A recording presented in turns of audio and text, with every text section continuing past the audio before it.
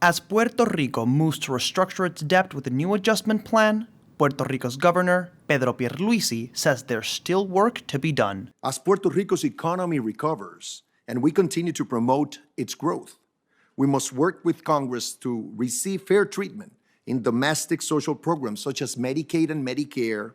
In a hearing held by the Senate Committee on Energy and Natural Resources on Tuesday, governors from U.S. territories, including Puerto Rico and Guam, let lawmakers know how Congress can help the respective governments. We sure have learned a lot in this process.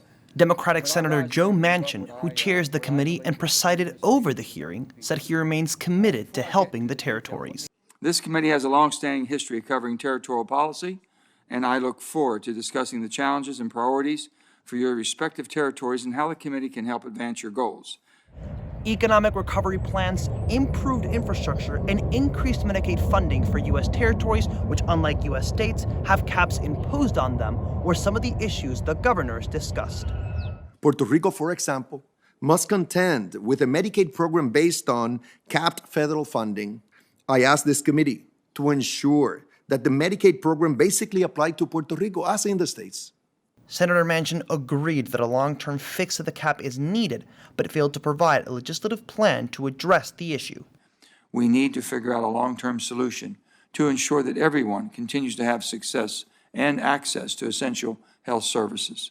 Pierluisi insisting that Puerto Rico be given the same economic and social benefits as other states, saying that when given the same tools to fight COVID, the island was able to outperform most states with its vaccination rates.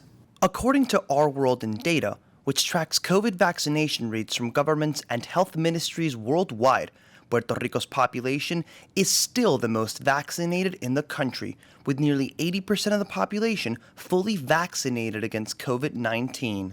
By the way, look what happens when you treat us equally. You treated Puerto Rico equally in terms of the number of vaccines, medicines, and we did better than most states. That's a great point. Closing the committee, Senator Mazie Hirono of Hawaii acknowledged the importance of eliminating the cap on Medicaid aid for U.S. territories. I believe that access to health care is a right, not a privilege. Probably help all of you to have us lift that cap. After the hearing, Hirono was asked about her plans to address the cap. I'm going to be reviewing the House bill, what the issues are.